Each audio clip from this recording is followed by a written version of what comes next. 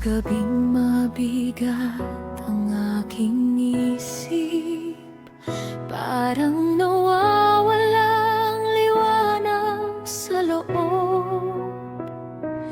Ngunit sa katahimikan ng aking puso, naalala kong ako'y sa kanya pa rin.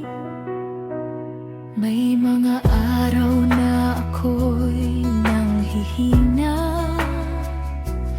at ang takot ay kumakatok sa dibdib. Ngunit ang pag-asa'y hindi nawawala habang ako'y nananatili sa kanya.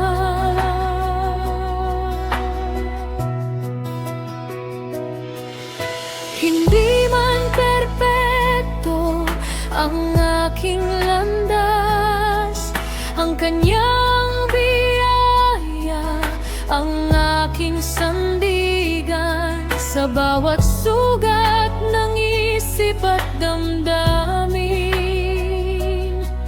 ang kanyang presensya ang aking tahanan. Kaya mananatili ako sa kanya, sa gitna ng dilim at pagluha,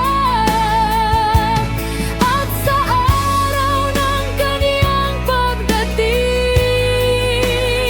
Hindi ako matatakot o mahihiya, sapagkat sa kanya ako'y nananatili. Tahimik ang puso sa kanyang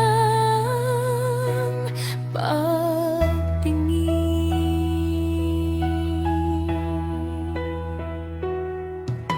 Kapag ang isip ko'y naliligaw,